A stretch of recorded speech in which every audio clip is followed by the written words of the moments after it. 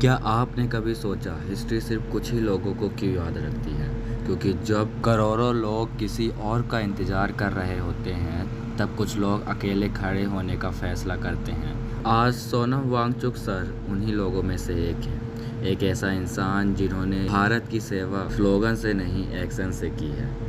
लद्दाख में एजुकेशन को बदलने से लेकर आर्टिफिशियल ग्लेशियर बनाने तक, लोकल कम्युनिटीज़ को एम्पावर करने से लेकर हिमालयाज़ को प्रोटेक्ट करने तक उन्होंने हर बैटल हिम्मत और विश्वास के साथ लड़ी। और आज जब उन्होंने भारत के हर युवा को साथ आने के लिए कहा, तब हम क्या कर रहे हैं?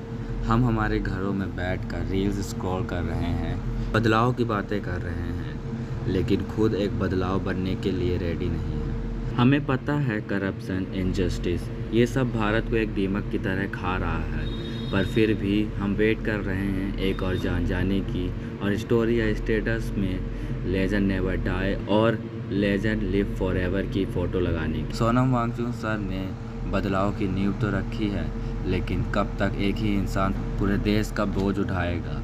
ये देश किसी एक धर्म, एक जाति या एक पर्टिकुलर ग्रुप का नहीं, ये देश 140 करोड़ भारतीयों का है। हम गुलाम रहे, पहले मुग़लों के, फिर ब्रिटिशर्स के, फिर हमें इस देश के महान लोगों ने अपना बलिदान देकर आज़ादी दिलाई, और हमें बताया गया democracy is government of the people, by the people, for the people. लेकिन धीरे धीरे हम नागरिक कम और स्पेक्टेटर्स ज़्यादा बन गए। प्लेटो ने कहा था, जब पॉपुलैरिटी विजडम से बड़ी और इमोशंस लॉजिक पर हावी हो जाते हैं, तब डेमोक्रेसी कमज़ोर हो जाती है, चाहे आप उनसे एग्री करें या ना करें। एक बात तो सच है, स्ट्रॉन्ग डेमोक्रेसी की सबसे बड़ी स्ट्रेंथ उसके खुद के आप और मैं, ये जनता होती है। अब ज़रा अपने आसपास आंखें खोल कर देखिए।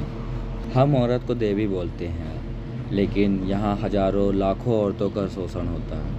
What an irony! हम कहते हैं गाय हमारी माता है, वही India is the third largest weave exporter over world wide. हर इलेक्शन धर्म, जात, भाषा, पहचान, बस इसी में बांट दिया जाता है, और असली इशू एजुकेशन, हेल्थ केयर, बेरोज़गारी, इंफ्रास्ट्रक्चर, उन पर बात ही नहीं होती। एक एजुकेटेड नेशन को मैनिपुलेट करना मुश्किल होता है, इसीलिए हमें एजुकेशन मिलती है, लेकिन वो होती है धर्म, जात, भाषा, कावर्डनेस।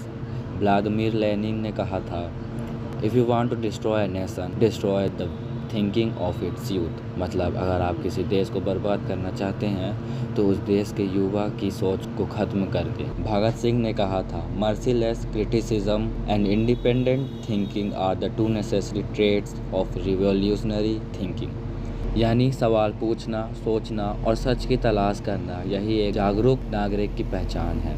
भगत सिंह ने कभी अंधभक्ति नहीं सिखाई, उन्होंने हिम्मत सिखाई, सोच सिखाई, और देश को सबसे ऊपर रखना सिखाया।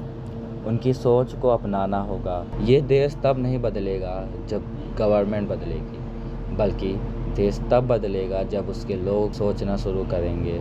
हम किसकी संतान हैं? क्योंकि हम कॉकरोच तो नहीं हैं। हम उन लोगों की विरासत हैं जिन्होंने अपनी ज़िंदगी किसी कुर्सी के लिए नहीं, किसी वोट के लिए नहीं, बल्कि सच, न्याय और भारत के लिए जी। हमारे अंदर भगत सिंह का साहस है, छत्रपति शिवाजी महाराज का स्वाभिमान है, रानी लक्ष्मीबाई का संकल्प है, डॉक्टर BR अम्बेडकर की सोच, डॉक्टर APJ अब्दुल कलाम के सपने। हम कमज़ोरों की संतान नहीं हैं, हम वॉरियर्स, थिंकर्स और रिफॉर्मर्स की लेगेसी हैं।